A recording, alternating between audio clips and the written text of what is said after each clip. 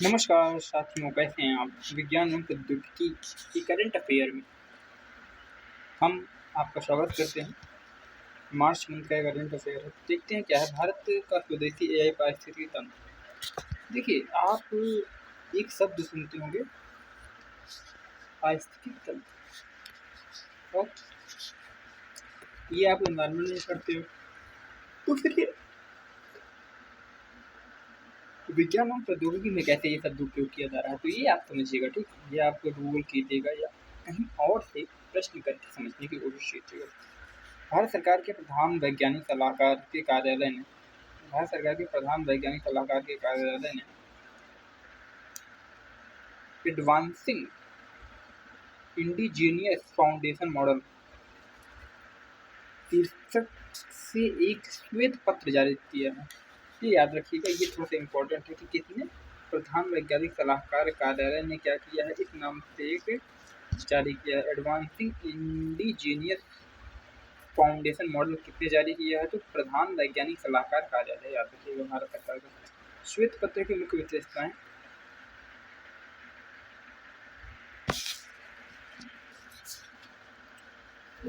स्वदेशी एआई विकास को प्राथमिकता। इसमें समावेशी विकास, जन कल्याण और भारत के कानूनी ढांचे, मूल्यों और सुरक्षा हितों के अनुरूप स्वदेशी आधारभूत मॉडलों के विकास को प्रमुख प्राथमिकता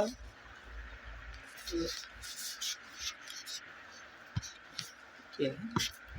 श्वेत पत्र की विशेषताएं क्या है, तो स्वदेशी एआई विकास को प्राथमिकता। हम एआई को भारत में ही निर्मित करने को प्राथमिकता देंगे, प्रायोरिटी देंगे। इसमें समावेशी विकास, जन कल्याण और भारत के कानूनी ढांचे, मूल्यों और सुरक्षा हितों के अनुरूप स्वदेशी आधारभूत मॉडलों के विकास को प्रमुख प्राथमिकता बताया गया है। भारत विशिष्ट आधारभूत मॉडल। श्वेत पत्र के अनुसार भारत देश से संबंधित डेटा सेट पर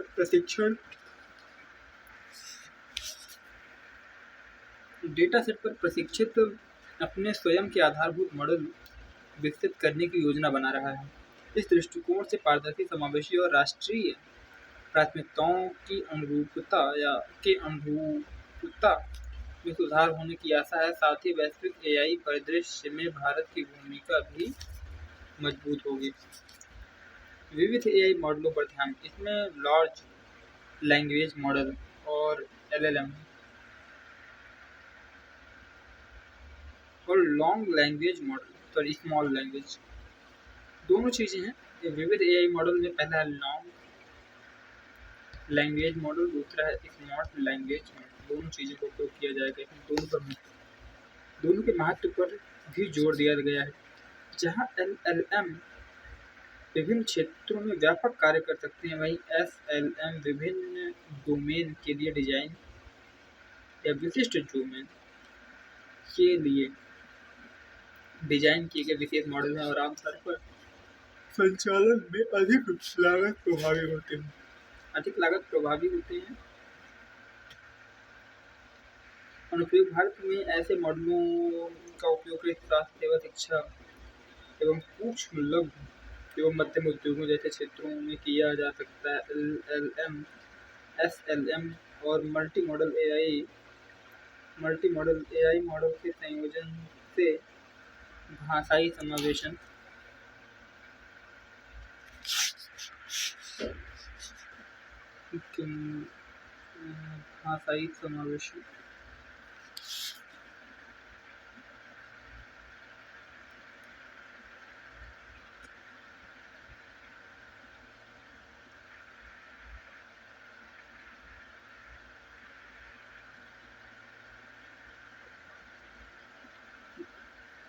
मल्टी मॉडल एआई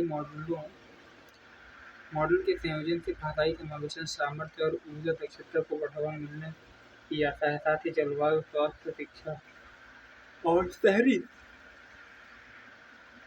शासन जैसे क्षेत्रों में नवाचार को सक्षम बनाने में भी सहायता मिलेगी। फाउंडेशन मॉडल के बारे में। Foundation model big AI system होते हैं जिन्हें टेक्स्ट, मैसेज या इमेज। फाउंडेशन मॉडल के बारे में foundation model big AI system होते हैं जिन्हें टेक्स्ट, इमेज, ऑडियो और वीडियो जैसे विशाल डेटा सेट पर प्रशिक्षित किया जाता है। उदाहरण के लिए चैट जीपीटी 4, बर्ट जैसे मॉडल व्यापक रूप से उपयोग किए जाने वाले फाउंडेशन मॉडल हैं। कार्य सिद्धांत: ये मॉडल अनुवाद, सारांश, प्रश्नोत्तर और टेक्स्ट वर्गीकरण सहित कई प्रकार के कार्य करते हैं और आधुनिक एआई विकास में एक महत्वपूर्ण स्तर माने जाते हैं। आवश्यकता की बात करते हैं। वर्तमान में भारत में उपयोग किए जाने वाले एआई मॉडल विदेशों में विकसित किए गए हैं और ऐसे डेटा सेट पर प्रशिक्षित किए गए हैं जो देश की विविधता का पूर्णतः प्रतिनिधित्व नहीं करते हैं। इसी कमी को दूर करने के लिए सरकार अपनी डिजिटल अवसंरचना रणनीति के अंतर्गत स्थानीय एआई विकास को प्राथमिकता दे रही है। भारत का स्वदेशी एआई मॉडल के उदाहरण: भारत जीपीटी मद्रास स्थित भारतीय प्रौद्योगिकी संस्थान के शोधकर्ताओं द्वारा उद्योग जगत के साझेदारों के सहयोग से विकसित किया गया है। इसे बैंकिंग, दूरसंचार और शासन जैसे कई भारतीय भाषाओं और क्षेत्रों को समर्थन देने के लिए डिजाइन किया गया है। सर्वम एआई मॉडल: सर्वम एआई भारतीय भाषाओं और शासन संबंधी अनुप्रयोगों के लिए तैयार किए गए एक लॉन्ग लैंग्वेज मॉडल बनाने के लिए विकसित किया गया सरकारी पहल इंडिया एआई मिशन। इसका उद्देश्य AI computing infrastructure data set सुनिश्चित करना है। डिजिटल इंडिया: यह एआई को अपनाने, डिजिटल शासन और तकनीकी नवाचार को बढ़ावा देता है। चुनौतियाँ क्या हैं? उच्च कंप्यूटिंग और संरचना संबंधी आवश्यकताएं: आधारभूत मॉडल के प्रशिक्षण के लिए अत्यधिक कंप्यूटिंग शक्ति, उन्नत जीपीयू या टीपीयू और बड़े डेटा केंद्रों की आवश्यकता होती है, जिससे विकास महंगा और संसाधन गहन हो जाता है।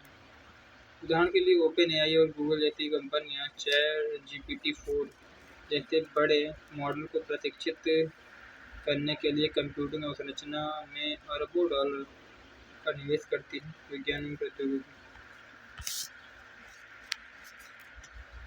डेटा उपलब्धता और गुणवत्ता संबंधी समस्याएं की बात करते हैं। आधारभूत मॉडल के लिए बड़े, विविध और उच्च गुणवत्ता वाले डेटा सेट की आवश्यकता होती है। भारत सहित कई देशों में क्षेत्रीय भाषाओं और विशिष्ट क्षेत्रों में संचरित डेटा सेट सीमित हैं जो मॉडल की सटीकता और समावेशिता को प्रभावित कर सकते हैं। उदाहरण के लिए कई भारतीय भाषाओं में अंग्रेजी की तुलना में डिजिटल सामग्री बहुत कम है, जिससे बहुभाषी आबादी की सेवा करने वाले एआई सिस्टम को चुनौतियां उत्पन्न होती हैं। पूर्वाग्रह और नैतिक चिंताएं की बात करने की कोशिश करते हैं। एआई मॉडल प्रशिक्षण डेटा सेट में मौजूद पूर्वाग्रहों को ग्रहण कर सकते हैं, जिससे भेदभावपूर्ण या अनुचित परिणाम हो सकते हैं या भर्ती, क्रेडिट स्कोरिंग या स्वास्थ्य सेवा जैसे संवेदनशील क्षेत्रों में निर्णय लेने को प्रभावित कर सकता है। उदाहरण के लिए ऐतिहासिक रूप से अस्पष्ट रोजगार डेटा पर प्रशिक्षित किए जाने वाले एआई आधारित भर्ती उपकरणों ने अपने पहले पूर्वाग्रह का प्रदर्शन किया है। डेटा गोपनीयता और सुरक्षा जोखिम की बात करते हैं। बड़े मॉडल को प्रशिक्षित करने में भारी मात्रा में व्यक्तिगत और सार्वजनिक डेटा की प्रोसेसिंग शामिल होती है, जिससे डेटा गोपनीयता, दुरुपयोग और निगरानी के बारे में चिंताएं उत्पन्न होती हैं। उपयोगकर्ता डेटा की सुरक्षा के लिए मजबूत नियामक सुरक्षा उपायों की आवश्यकता है। उदाहरण के लिए डेटा सुरक्षा संबंधी चिंताओं को डिजिटल व्यक्तिगत डेटा संरक्षण अधिनियम 2023 जैसे ढांचे से संबोधित किया गया है। आगे की राह बहुभाषी और विशिष्ट क्षेत्र से संबंधित डेटा सेट विकसित करना।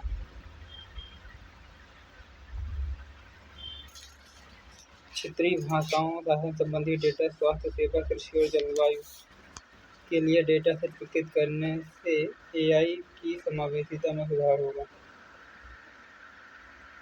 आगे की भाषी और विशिष्ट क्षेत्र से संबंधित डेटा विकसित करना, क्षेत्रीय भाषाओं, शासन संबंधी डेटा, स्वास्थ्य सेवा, कृषि और जलवायु के लिए डेटा सेट विकसित करने से एआई की समावेशिता में सुधार होगा।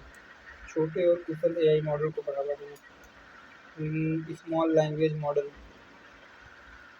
और ऊर्जा कुशल आर्किटेक्चर को प्रोत्साहित करने से लागत और पर्यावरणीय प्रभाव को कम किया जा सकता है।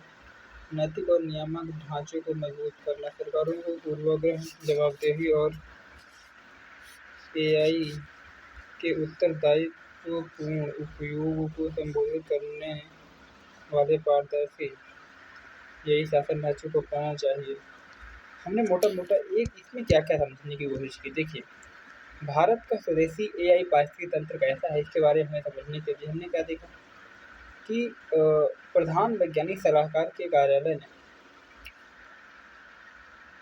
एडवांसिंग इंडिजीनियस फाउंडेशन मॉडल शीर्षक से एक श्वेत पत्र जारी किया है।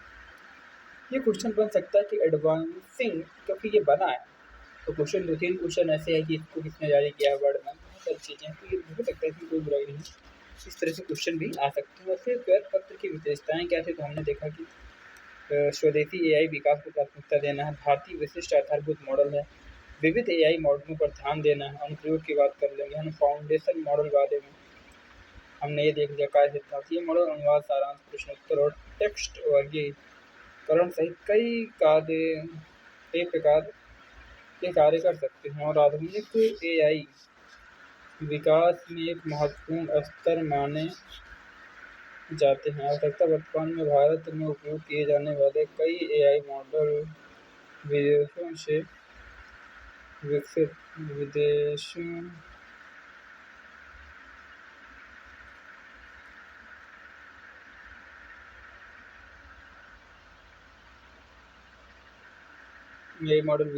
में विकसित किए गए हैं और ऐसे डेटा सेट पर प्रशिक्षित किए गए हैं जो देश की विविधता का पूर्णतः प्रतिनिधित्व नहीं करते हैं।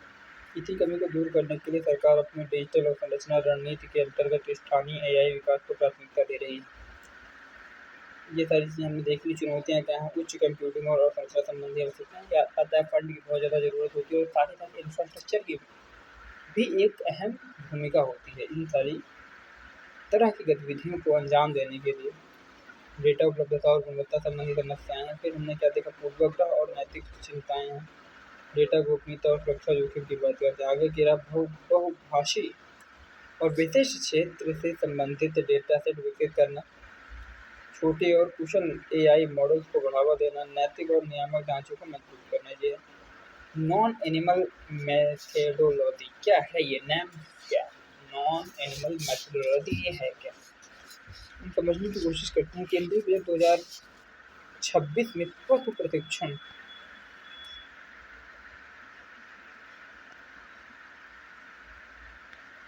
केंद्रीय बजट 2026 में पशु परीक्षण की सीमाओं और non animal methodology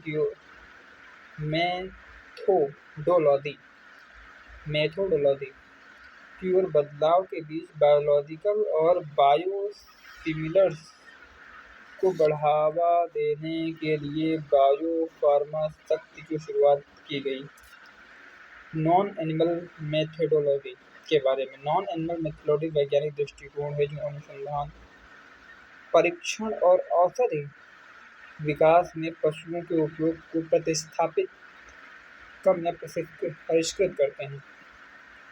non animal methodology के बारे में ये है क्या, हमें यही देखना है। सबसे पहली बात, नॉन एनिमल मेथोडोलॉजी वैज्ञानिक दृष्टिकोण है जो अनुसंधान, परीक्षण और औषधि विकास में पशुओं के उपयोग को प्रतिस्थापित, कम या परिष्कृत करते हैं। ये मानव प्रासंगिक प्रणालियों जैसे कोशिकाओं, ऊतकों और कंप्यूटेशन मॉडलों पर आधारित है। नॉन एनिमल मेथोडोलॉजी, जैसा कि इसके नाम से ही थोड़ा थोड़ा स्पष्ट हो रहा है, नॉन एनिमल मेथोडोलॉजी एक ऐसी मेथोडोलॉजी जिसमें हम एनिमल के प्रयोग को कम या परिष्कृत करेंगे, कम करने की कोशिश करेंगे। इसमें मानव जीव विज्ञान को बेहतर ढंग से दोहराने के लिए इन विट्रो, कोशिका आधारित, इन सिलिको, कंप्यूटर आधारित और मानव आधारित दृष्टिकोणों का उपयोग शामिल है। इनमें ऑर्गेनाइट, ऑर्गन ऑन चिप सिस्टम और 3D बायो प्रिंटिंग शामिल है। इम्पोर्टेंट है। भारत के नीतिगत प्रयास की बात करते हैं। भारत नई औषधियों और नैदानिक परीक्षण नियम 2023 के तहत राष्ट्रीय मानक संशोधनों को भी बढ़ावा दे रहा है। बायो फार्मा शक्ति बायोलॉजिकल इकोसिस्टम का समर्थन करती है।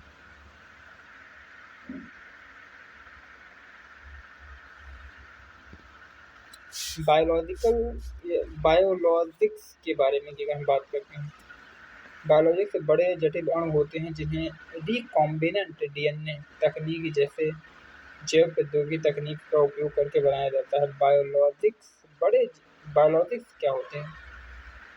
बायोलॉजिक्स याद रखना जटिल अणु हैं जिन्हें रिकॉम्बिनेंट डीएनए तकनीक जैसी जैव प्रौद्योगिकी तकनीकों का उपयोग करके बनाया जाता है। पारंपरिक रासायनिक दवाओं जो छोटी और कृत्रिम होती हैं के विपरीत बायोलॉजिक्स प्रोटीन आधारित उपचार हैं। बायोलॉजिक्स के बारे में बायोलॉजिक्स के प्रकार की बात करते हैं। मोनोक्लोनल एंटीबॉडीज शरीर में विशिष्ट अणुओं को लक्षित करने के लिए डिजाइन की गई। कैंसर और ऑटो इम्यून बीमारियों में उपयोग की जाती है। उदाहरण के लिए एडालिमुमैब टीके रोगों की रोकथाम के लिए प्रतिरक्षा प्रतिक्रिया को उत्तेजित करते हैं। उदाहरण के लिए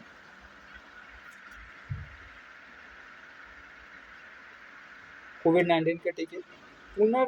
रिकॉम्बिनेंट प्रोटीन क्या होते हैं? कृत्रिम रूप से उत्पादित मानव प्रोटीन, मधुमेह के लिए इंसुलिन जैसे कहेंगे पुनर्संयोजित प्रोटीन। जीन थेरेपी दोषपूर्ण जीनों को संशोधित या प्रतिस्थापित करना। सेल थेरेपी रोगों के उपचार के लिए जीवित कोशिकाओं का उपयोग जैसे स्टेम सेल थेरेपी, ये सारी चीजें हैं। नॉन एनिमल मेथोडोलॉजी के लिए आवश्यकताएं क्या हैं? नैतिक चिंताएं, पशु कल्याण और पशु प्रयोगों के नैतिक निहितार्थों से संबंधित बढ़ती नैतिक चिंताओं के कारण नैम की आवश्यकता बढ़ रही है।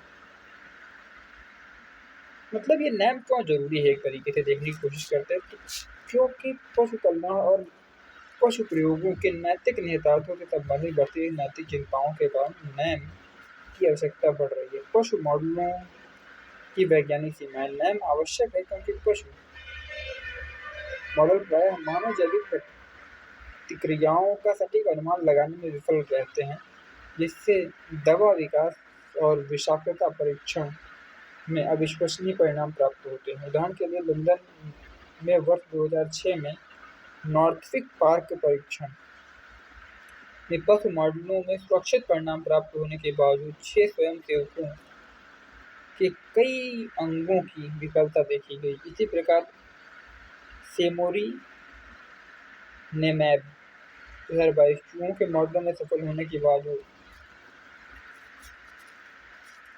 अल्जाइमर रोगियों में विफल रहा। प्रौद्योगिकी प्रगति की बात करते हैं। कृत्रिम बुद्धिमत्ता, जैव प्रौद्योगिकी और जैव इंजीनियरिंग जैसे क्षेत्रों में तीव्र प्रगति ने उन्नत नैम के साथ पारंपरिक पशु परीक्षण को प्रतिस्थापित करने के अवसर उत्पन्न किए हैं। लाभ क्या है? नैतिक आधार, नैम displacement reduction and refinement 3R के सिद्धांतों का पालन करके नैतिक अनुसंधान को बढ़ावा देते हैं। यूरोपीय संघ द्वारा वर्ष 2013 में सौंदर्य प्रसाधनों के लिए पशु परीक्षण पर लगाए गए प्रतिबंध ने नैम को अपनाने में महत्वपूर्ण गति प्रदान की है। उच्च प्रतिशत क्षमता नैम रसायनों और दवाओं की तीव्र और बड़े पैमाने पर जांच को सक्षम बनाते हैं। उदाहरण के लिए स्वचालित इन विट्रो प्लेटफॉर्म प्रतिदिन हजारों यौगिकों का परीक्षण कर सकते हैं, जबकि पशु आधारित विधियों में परीक्षण क्षमता सीमित होती है। दक्षता की बात करते हैं। नैम परीक्षण में लगने वाले समय और लागत दोनों को कम करती है। इन विट्रो विषाक्तता परीक्षण कुछ दिनों या हफ्तों में पूरा किया जा सकता है, जबकि पशु अध्ययनों में कई महीने लग सकते हैं। क्रियाविधि संबंधी समझ। नैम विषाक्तता की आणविक और कोशिकीय क्रियाविधियों की विस्तृत जानकारी प्रदान करते हैं। उदाहरण के लिए विषाक्तताजन्य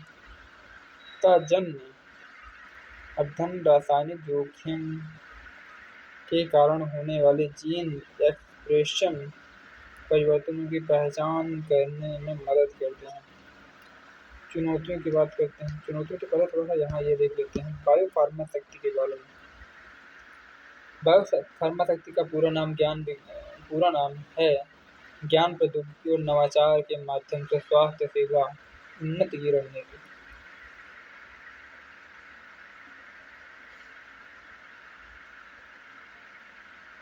वित्तीय परिव्यय की बात करते हैं। 5 वर्षों में 10,000 करोड़ केंद्रीय बजट 2026 में घोषित उद्देश्य उन्नत जैव औषधि उत्पादों के घरेलू उत्पादन के लिए एक व्यापक पारिस्थितिकी तंत्र का निर्माण करना, जिससे स्वास्थ्य सुरक्षा और औद्योगिक प्रतिस्पर्धा में वृद्धि हो। नोडल मंत्रालय औषधि विभाग, रसायन एवं उर्वरक मंत्रालय शामिल। दवा, बायोलॉजिक्स और बायोसिमिलर्स की बात करते हैं। चुनौतियाँ तकनीकी और अवसरंचना संबंधी बाधाएं।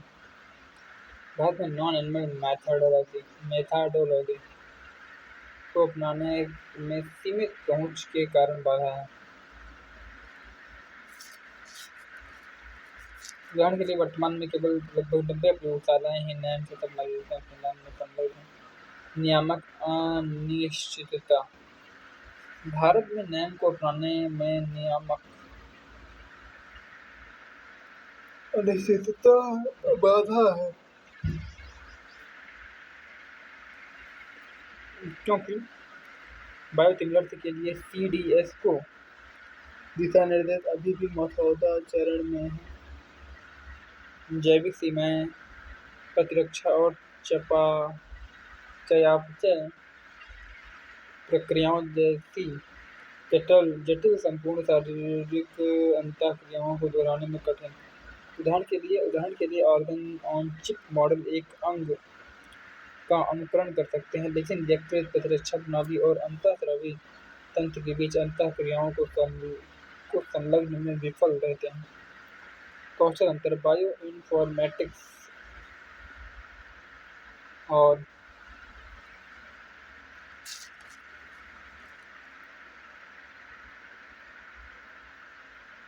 ऊतक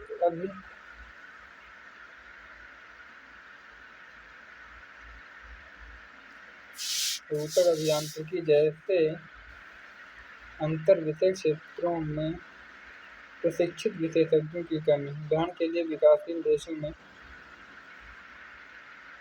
कंप्यूटेशनल बायोलॉजी और बायो इन्फॉर्मेटिक्स के विशेषज्ञों की सीमित उपलब्धता। आगे की राह की बात करते हैं। नियामक स्पष्टता को सुदृढ़ करना। भारत को बायोसिमिलर दिशा निर्देशों के अंतिम रूप देने में तेजी लानी चाहिए और ब्रिटेन के पद प्रशिक्षण को चरणबद्ध तरीके से समाप्त करने के रोडमैप की तरह नैम को औपचारिक रूप से अनुमोदन प्रक्रियाओं में एकीकृत करना चाहिए। वित्त पोषण और अवसंरचना के विस्तार। 10,000 करोड़ के बायोफार्मा शक्ति पहल का लक्षित उपयोग साझा प्लेटफॉर्म और परीक्षण सुविधाएं स्थापित कर सकता है, जिससे कई कंपनियां अलग अलग परियोजनाओं का समर्थन करने के बजाय नैम को अपना सकेंगी। लागत, दक्षता और उद्योग की स्वीकार्यता या उद्योग में स्वीकार्यता को बढ़ावा देना। साक्ष्य बताते हैं कि ऑर्गन ऑन चिप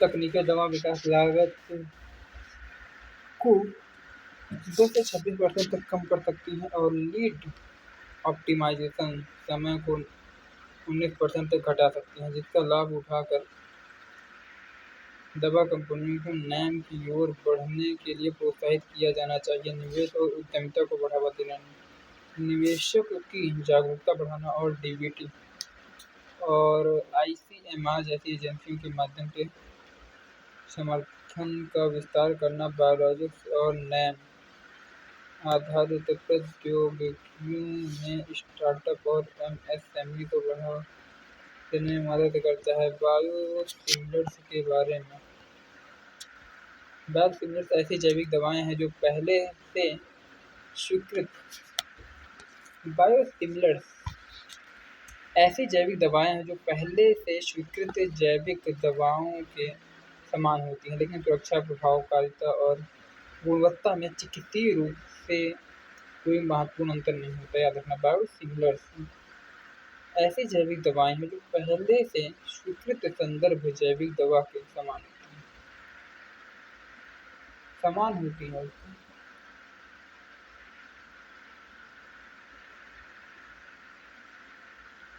लेकिन सुरक्षा, प्रभावकारिता और गुणवत्ता में चिकित्सीय रूप से कोई महत्वपूर्ण अंतर नहीं होता। उदाहरण के लिए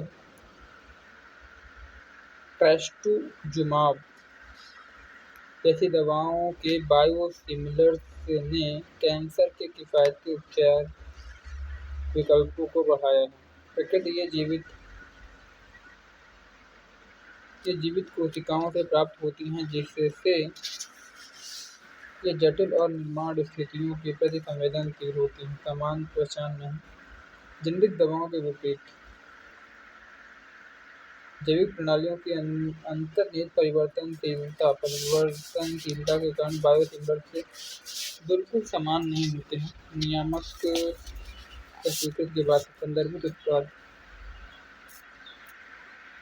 उत्पाद के साथ समतुल्यता सुनिश्चित करने के लिए इनका कठोर तुलनात्मक अध्ययन किया जाता है।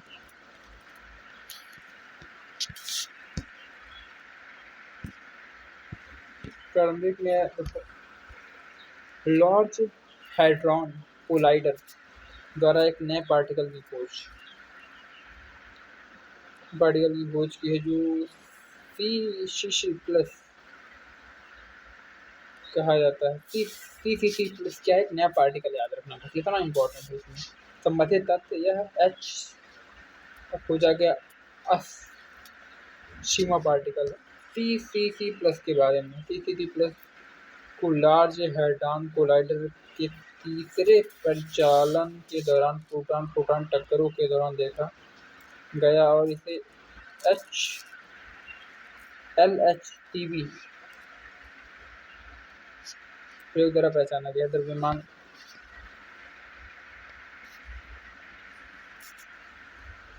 ये क्वेश्चन कभी नहीं पूछा जाएगा इसमें। फिर आप पढ़ ही लेते हैं। द्रव्यमान यह एक सामान्य प्रोटॉन की तुलना में लगभग 4 गुना अधिक भारी होता है। इसका कारण यह है कि चार्म क्वार्क या अप क्वार्क की तुलना में बिल्कुल समान भारी होते हैं। विद्युत आवेश, इसमें प्रोटीन के समान धनात्मक आवेश होता है। अत्यंत अस्थिर, C++ अत्यंत अस्थिर होता है और अन्य अधिक स्थिर पार्टिकल्स में विघटित होने से पूर्व बहुत ही कम समय एवं अस्तित्व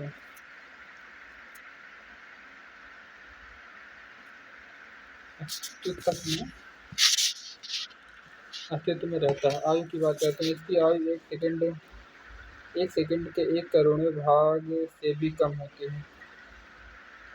यह इसे पहचानना अत्यंत कठिन बना देता है। इसमें 2 चार्म और प्रोटॉन संगठन की बात करते हैं। और प्रोटॉन संगठन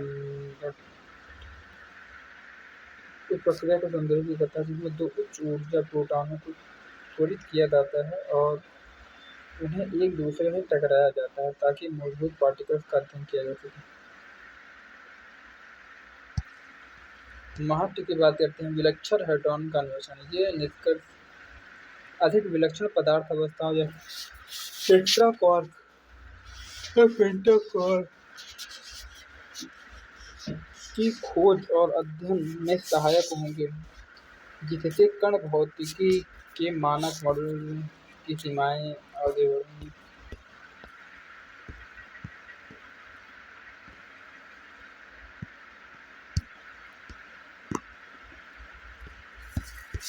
बेसिक चीज़ें वो देखो, हाइड्रॉन के बारे में। हाइड्रॉन संयुक्त ऊपर परिमाण पार्टिकल होते हैं। हाइड्रॉन के पार्टिकल हैं। हाइड्रॉन के प्रकार बेरियन और मेथान।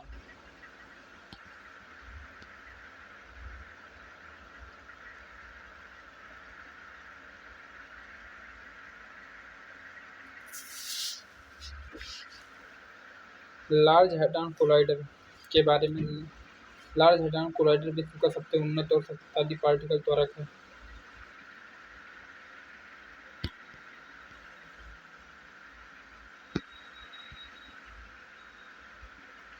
जिसे उन मूलभूत पार्टिकल्स का अन्वेषण करने के लिए डिजाइन किया गया है जो पदार्थ के मूलभूत निर्माण खंड का निर्माण करते हैं। इसे CERN द्वारा संचालित किया जाता है। यह पदार्थ की संरचना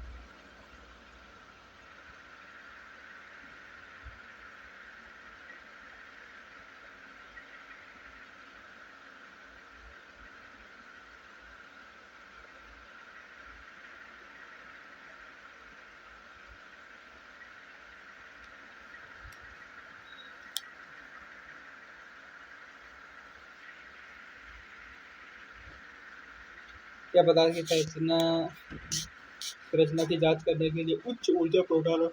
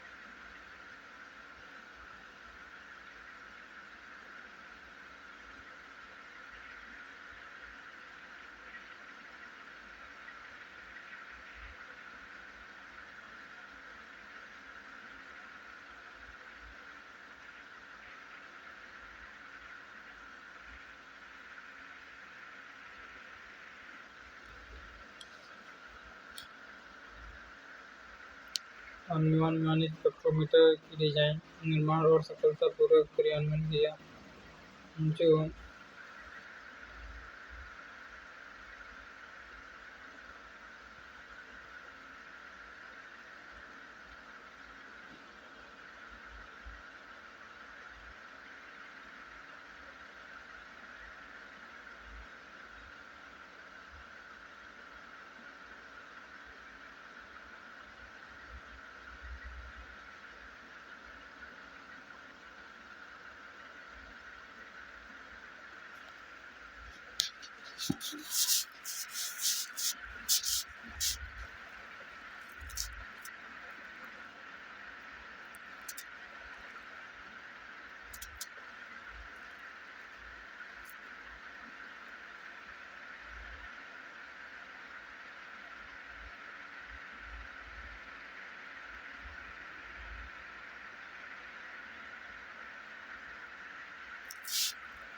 उत्पादन में भी योगदान दे रहा है।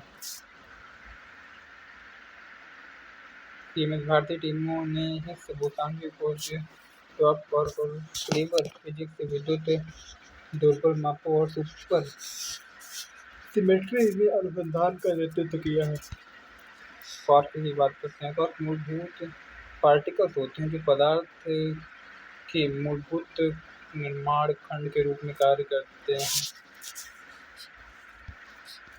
थोड़ी मोट भारत का वर्ष 2047 तक 100 गीगावाट परमाणु ऊर्जा मिशन। भारत दीर्घकालिक ऊर्जा सुरक्षा प्राप्त करने और वर्ष 2047 तक 100 गीगावाट की परमाणु ऊर्जा के अपने लक्ष्य को पूरा करने के लिए थोरियम आधारित परमाणु ऊर्जा की खोज कर रहा है। भारत के पास विश्व के सबसे बड़े थोरियम भंडार हैं, जिससे यह देश के ऊर्जा भविष्य के लिए रणनीतिक संसाधन बन जाता है। भारत के पास विश्व के सबसे बड़े थोरियम भंडार हैं।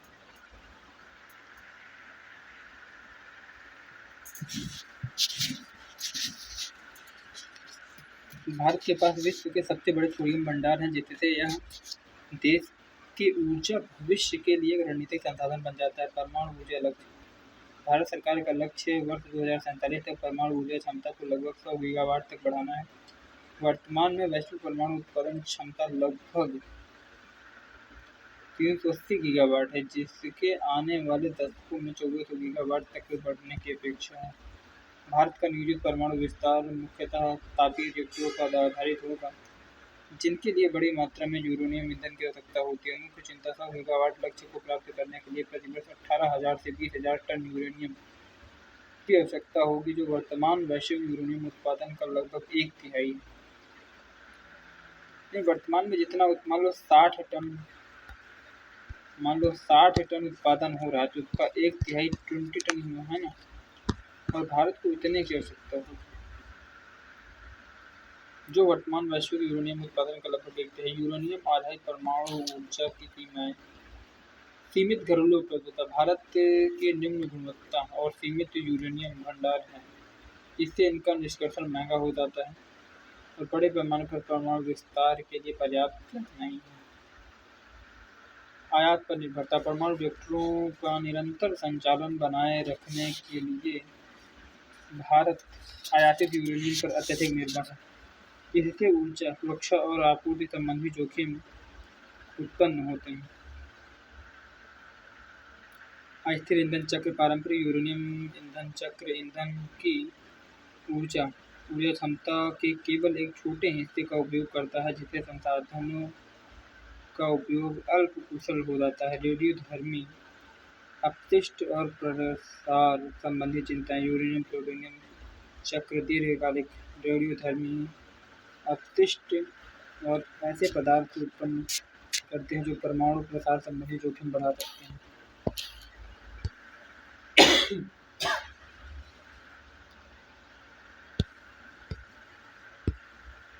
भारत के लिए एक रणनीतिक विकल्प के रूप में थोरियम।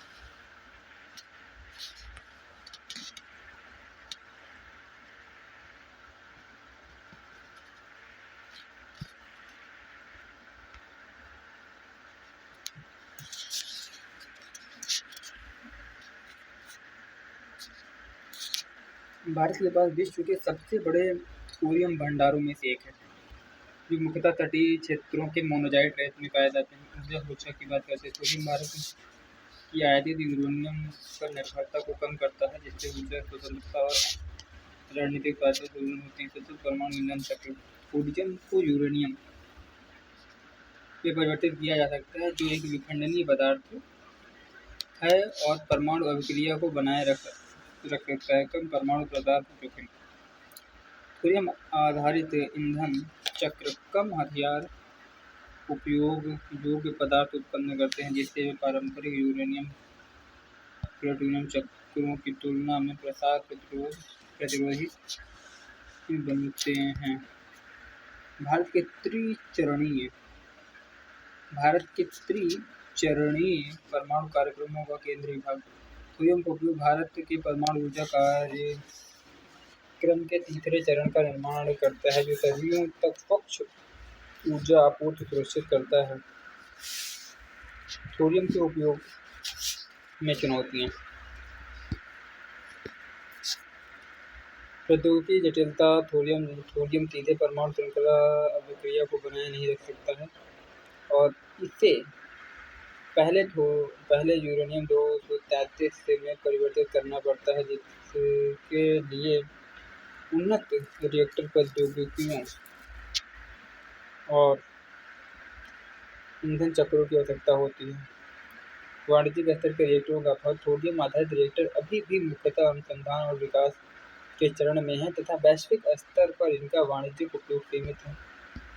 उच्च अनुसंधान और अवसंरचना लागत। थोरियम ईंधन चक्र के विकास के लिए उन्नत रिएक्टरों, ईंधन निर्माण और पुनर्संसाधन प्रौद्योगिकियों में महत्वपूर्ण निवेश की आवश्यकता होती है। सीमित परीक्षण और असफलता की बात आती है।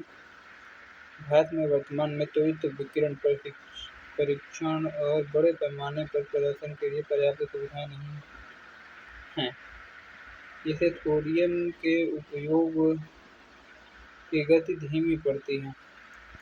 भारत का त्रिचरणीय परमाणु ऊर्जा कार्यक्रम। भारत का त्रिचरणीय परमाणु ऊर्जा कार्यक्रम 1950 के दशक में होमी जहांगीर भाभा द्वारा दीर्घकालिक ऊर्जा सुरक्षा सुनिश्चित करने के लिए परिकल्पित किया गया है। इस कार्यक्रम का उद्देश्य रिएक्टर प्रौद्योगिकियों के क्रमिक विकास के माध्यम से प्रचुर मात्रा में उपलब्ध थोरियम संसाधनों को परमाणु ईंधन में परिवर्तित करना है। प्रथम चरण दाबित भारी जल रिएक्टर ईंधन प्राकृतिक यूरेनियम है और मंदक एवं शीतलक भारी जल है। मुख्य विशेषताएं। ईंधन के रूप में प्राकृतिक यूरेनियम का उपयोग करता है। रिएक्टर के संचालन के दौरान उप उत्पाद के रूप में प्लूटोनियम 239 उत्पन्न करता है। द्वितीय चरण तीव्र प्रजनक रिएक्टर।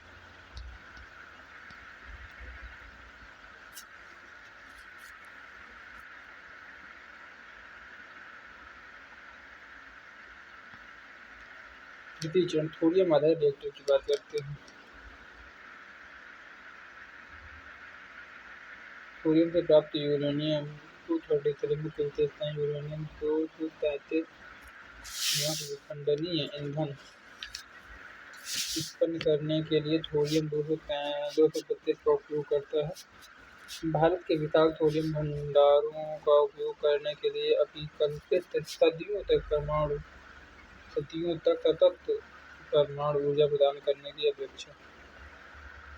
भारत के परमाणु ऊर्जा विकास के लिए सतत दोहन एवं उन्नति अधिनियम शांति अधिनियम 2025 भारत के परमाणु ऊर्जा क्षेत्र के आधुनिकीकरण तथा परमाणु प्रौद्योगिकी विकास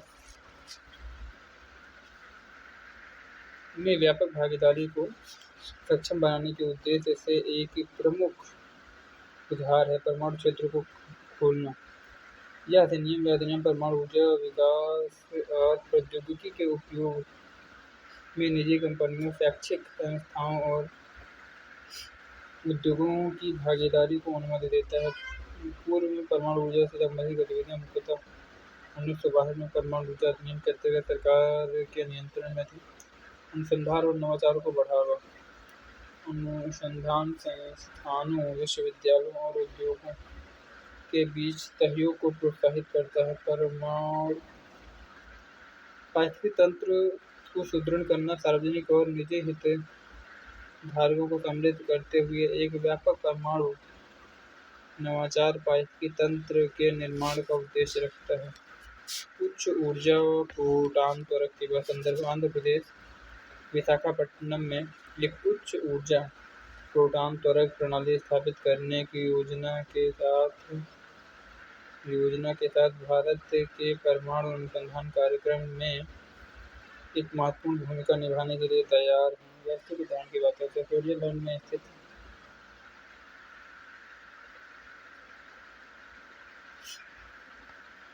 ये हमने देख लिया। इसमें बहुत हद तक क्या हेडिंग क्या है? उच्च ऊर्जा प्रोटॉन त्वरक।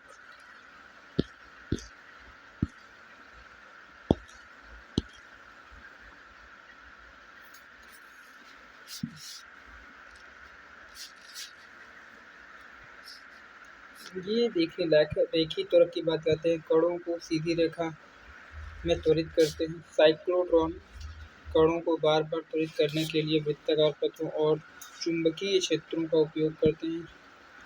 सिंक्रोट्रॉन समकालीन चुंबकीय क्षेत्रों का उपयोग करके बड़े वृत्ताकार वलयों में कणों को त्वरित करते हैं। उत्तेजक होता है।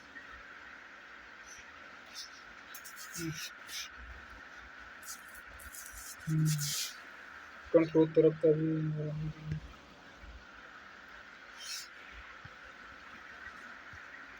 मूलभूत कण भौतिकी वाले प्रतिपाद्यों के अनुसंधान के लिए न्यूटन उत्पादन की बात करते हैं।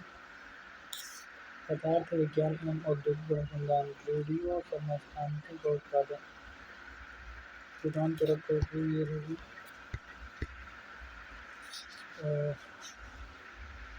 ARFID की बात करने की कोशिश करते हैं।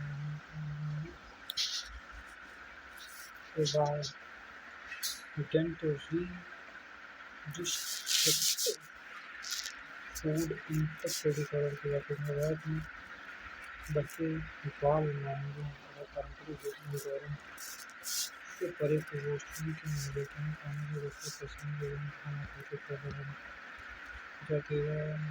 इसे अमेरिकन साइकियाट्रिक एसोसिएशन द्वारा diagnostic and statistical manual of human disorder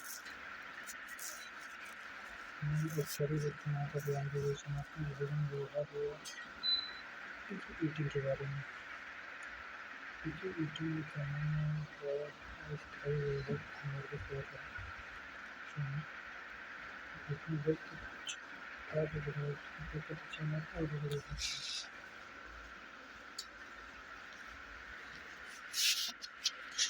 और अन्य को प्रवेश करते हैं, परंतु इसके कोई महत्वपूर्ण पोषण से संबंधित अन्य प्रभावित नहीं।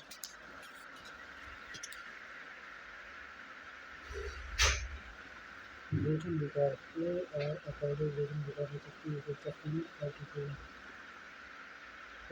करने से महत्वपूर्ण कदम लगातार पोषण योजना करते हैं। सामाजिक पोषण कार्यक्रमों में बाधायुक्त करने के लिए चाणक्य भोजन व्यवहार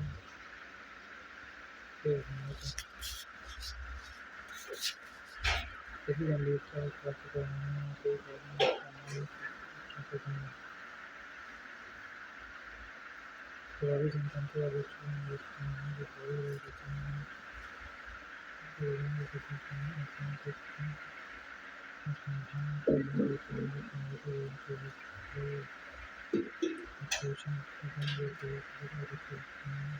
के लिए पोषण